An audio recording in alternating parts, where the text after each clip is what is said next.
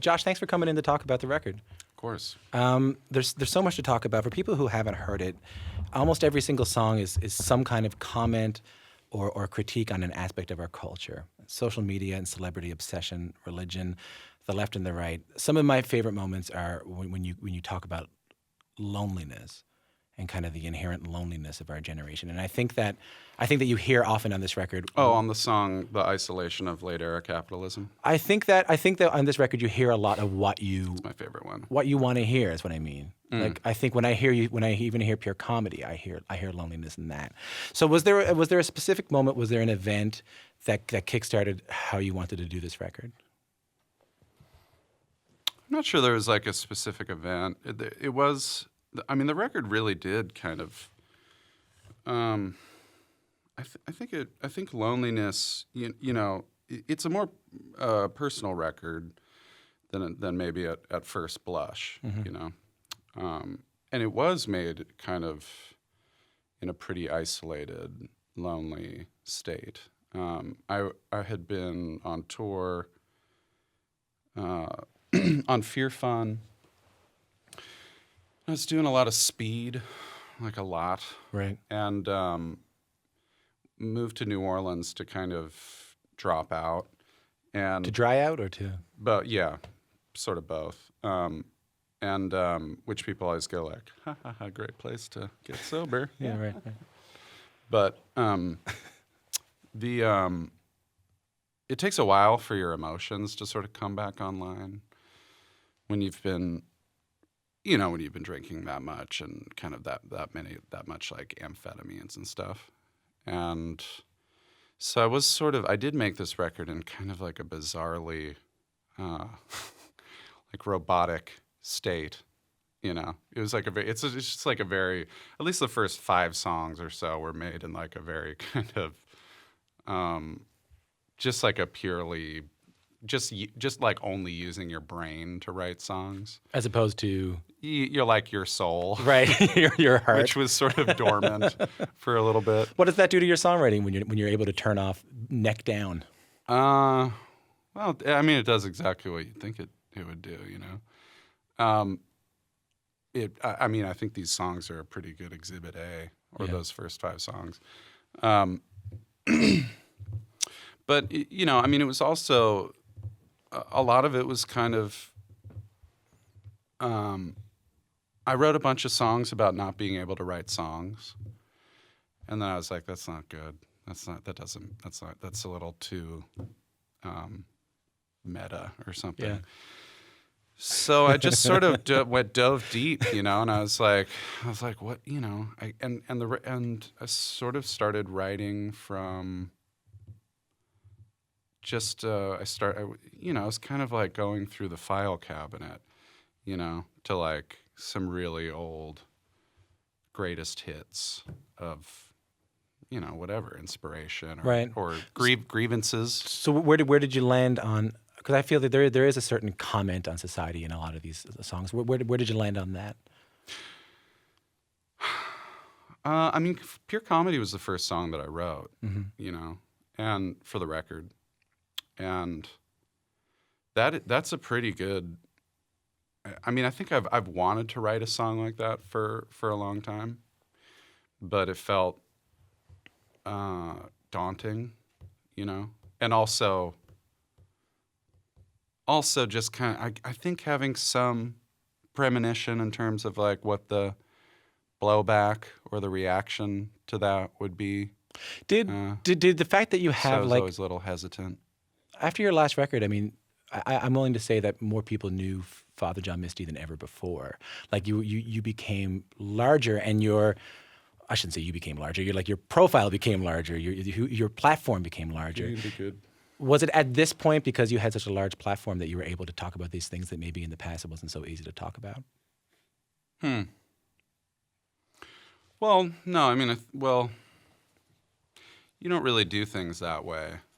That's not, you know what I mean? It's not like a hedging of the bet. It's not like, well, now I have an obligation to social virtue to like talk about these things, and it's also not like, well, now I'm so popular that I can get away with saying these kind of categorically antisocial. But is it that the risk is reduced? You know, that the people already love you, so therefore the risk is a little less. This is not the record this is not the time in the career when I was supposed to turn in like a 75-minute like existential new age album. You know what I mean? Yeah, yeah. So no, it definitely. I don't think that I mean, it's really only in retrospect that I consider these things. Like when you're asking me, you know, it's not I don't have like a lab coat on going through like, you know, I'm not making like a pro con board in terms of like what kind of record to make next. It was, and I'm certainly, you're not suggesting that I was, but it's a funny mental image. Yeah, I like that a lot. Yeah. Sitting there, Steve Bannon like with a What bunch do of they notes call in the it? They back. call it a thing. It's Yeah. like a pro con risk reward. It's like a 4-panel thing. I had a friend of mine the other day say, you know, I really want to play rock and roll music, but no one wants to hear rock and roll anymore, so I want to play something else. You need you need a new friend. I thought just play rock and roll, man. Don't worry about it. Don't worry about what. It's rock and roll, man. Well, you know, just play. Rock and roll never dies. Well, play the music. This is hot All tea. right, play the music. Play the music that you want. Like, don't worry so much about. You can't worry about the market. At a certain level. No. Well. Yeah. Well, part of the reason people don't want to listen to rock and roll anymore is because rock and roll has like been definitely like completely absorbed into like.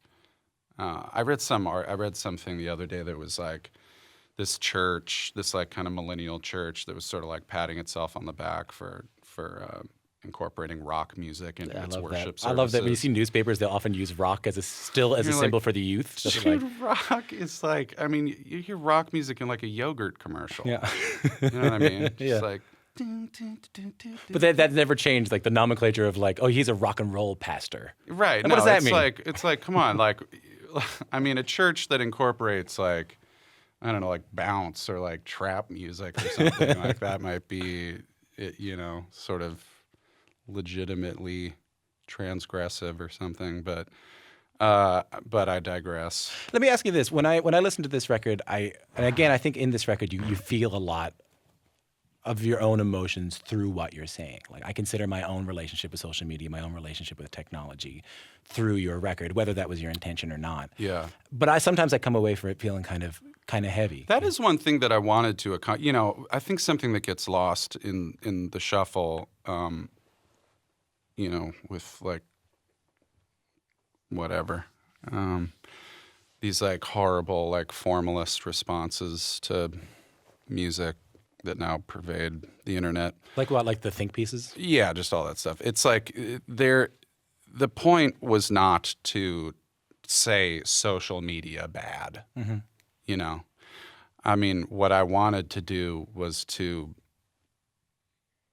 illustrate my own like sadness. I mean, it is like part of what is like so tricky about talking about the social media and stuff is that there's this precedent that it is such a like silly thing, that it is so kind of just such a stupid thing, but it does have, but it is what we forget is that it is like insidiously good at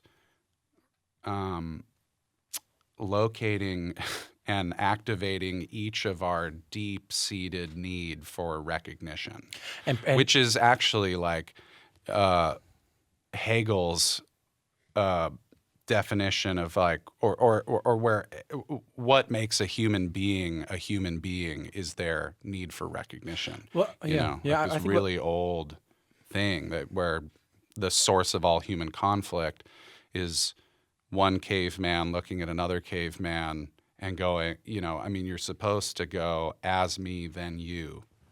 And one caveman looking at another caveman and going like, I look through my eyes and experience the world and feel things and have needs and hopes and whatever, but you don't.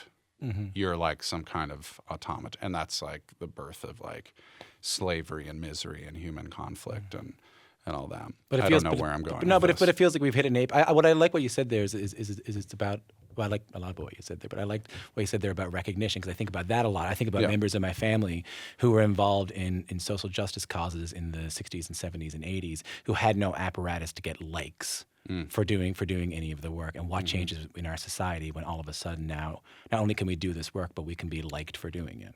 Yeah, totally. I mean, a lot of that stuff, a lot of the socializing of social justice has turned it into like a bizarre, a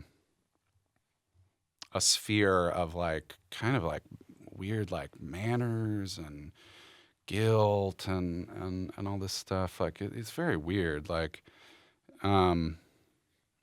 like we've mechanized human responses to things where if somebody posts a video of something like really horrible, you absolve yourself of A, complicity with the society that creates these kind of things, and B, of any like responsibility to react in like a physical, real world kind of way by this surrogate system of upvoting or downvoting or whatever it is. And it's like there's a social ill that's being presented, but then in a game layer over top of it, there's a social ill of not going, that's, or like, bah, Or staying at it, but then you try to remember that there are people who don't know about it at all, because it can contain your entire sphere depending on who you follow. You can think that this is the number one most important thing in the world, and you can lose perspective on. Does this ever take a toll on you when you're on stage singing about these things every single night? These things that not only have you thought a lot about, but I can tell, they can bring you down a little bit. Does this ever take a toll on you to play them every night after night? Well, I haven't started yet. We'll see. We'll see. I mean, I don't think so, because that's not. It's not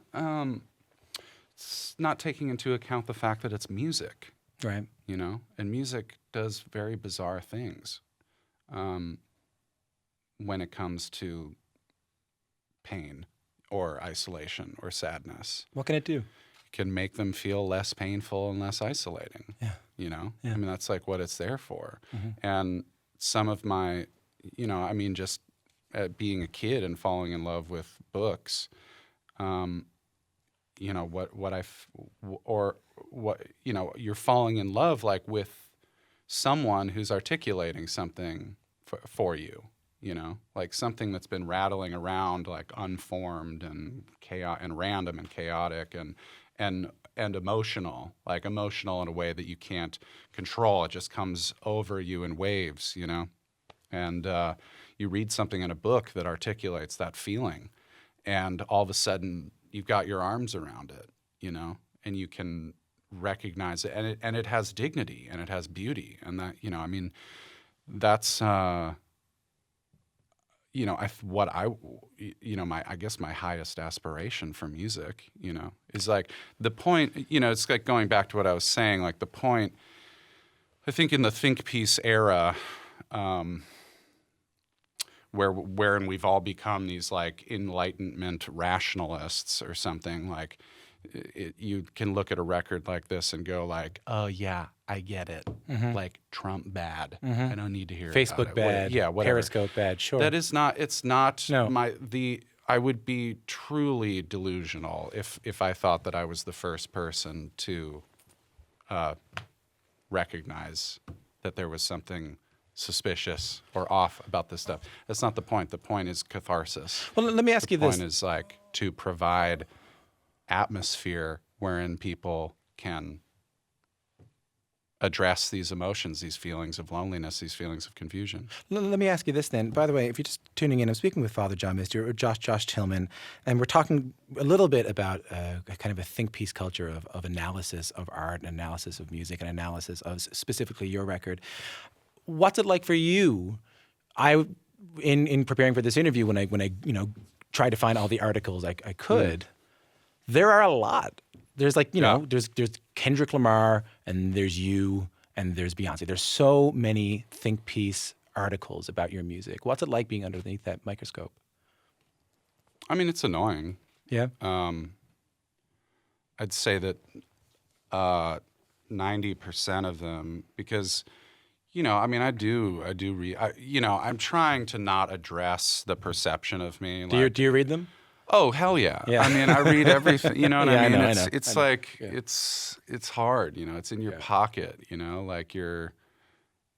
You know what I mean? If I had to go to the library and like look up microfiches of myself and scan through them, I probably wouldn't. Yeah.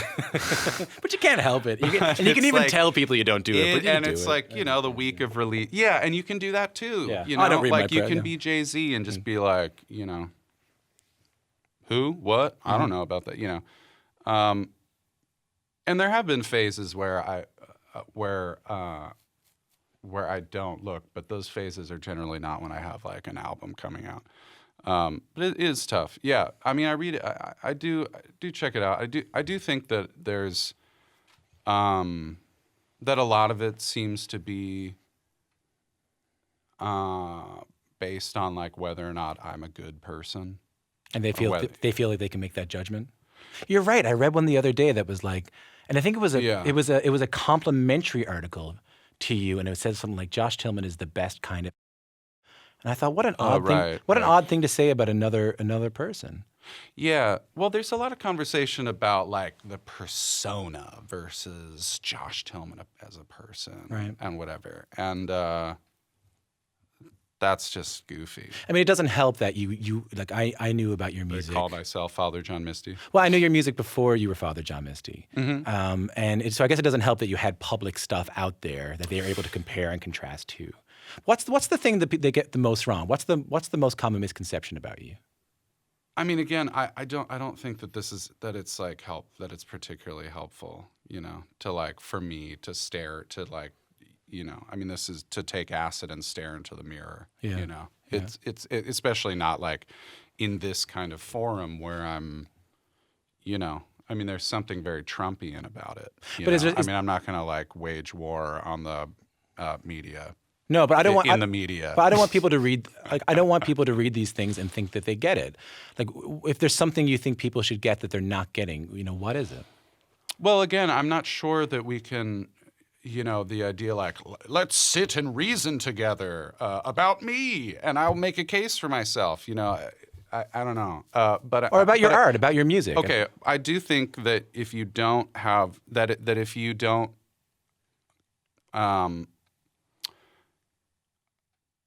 approach this stuff with a certain sense of humor, Yeah. then you're not going to get a whole lot out of it, like on almost every level, I mean, I think that there's something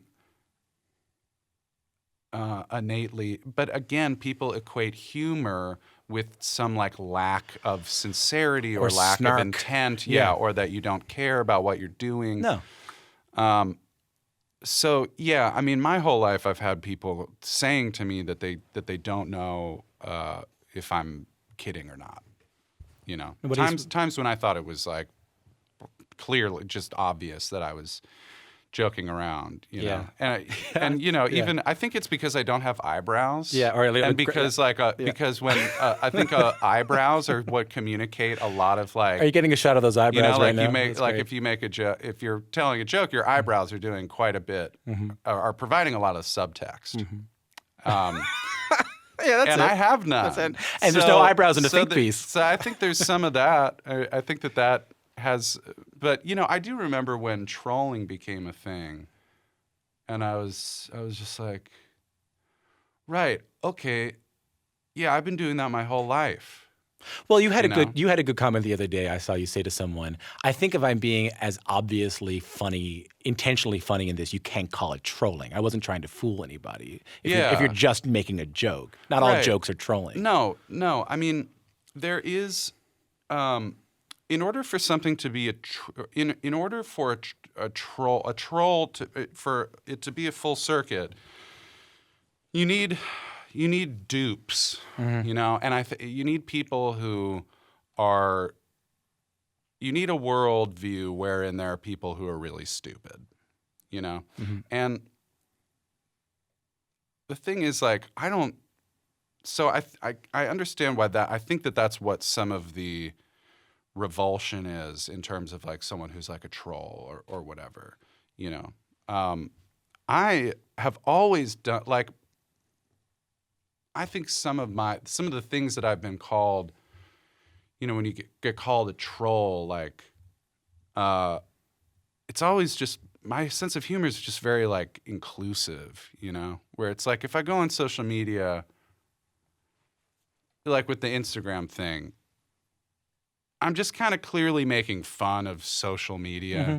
And then there's an added layer of something that is like, well, it's pretty like impotently ironic to make fun of social media on social media, blah, blah, blah. All this is happening. But it's like, we're all in on this joke. Like, I'm not thinking that anyone's looking at my Instagram or something going like, oh, cool. Hey, wait, oh man, you know, like, or, you know, or like, and when there are, and the thing is, there are institutions that need to be made fun of regularly. I mean, like there are, you know, like the music press, for example. Like there is something like just this like sanctimoniousness or whatever, where they're just like begging for it, you know. So that's fun, and we can all get a laugh, and you know. And they're fine. Their advertisers are securely in place. But how do you it's all good. How do you protect yourself? I don't make fun of people. No. You know what I mean? No. I'm not like, and even an album like this where it is like a song like Pure Comedy. I think people they triangulate this perception of me where it's like, well, he's like, you know, he's like kind of sometimes he's a little. Edgy on stage, and sometimes he's like taking the piss out of people on social media, and then he puts out this song like Pure Comedy where there's a case to be made that it's like just me like pointing my like, and Christians are dumb and Republicans are dumb, and you know, and that assessment there is enough material there to corroborate that sort of like vision of me. Yeah, but they're missing something. But the fact is that song for me, like I wrote it as a way of going like I wanted the experience for the listener to be, let's you and me get into a spaceship and go out into outer space. Yeah, and watch and forget about the fact that we're human for like 6.5 minutes. And they miss the tense. They miss that it's they until the end. Right. It's they. Totally. It's they. And then at the last 2 lines is we. And see, this is the sense of humor thing where it's like if you don't approach this song with the sense of humor, and you look at it literally like Josh Tillman hates these Josh people. Tillman is going them and they whatever, and forgetting that, you know, when you write you have all these tools, you know, like you have tenses, you have like these things to create like a narrative, to create like a feeling, you know. I mean, there are subsonic bass frequencies in that song to try to create a sense of like a sensation of being in outer space. You know, it's like all of it is very deliberate, you know. And I do think that this may be the furthest bridge for most people when it comes to my music, is that you have to approach it you cannot approach it like I'm some kind of drooling savant who like accidentally does something good every once in a while because, you know, like whatever, like everything is intentional, you know, and you have like, I benefit from art when I approach it that way. I go like, I don't get this, but there's clearly like intent here. And maybe this is trying to take me somewhere that I don't know about yet. Blah, blah, blah. Josh, thanks for coming in. I really appreciate it. Yeah, my pleasure.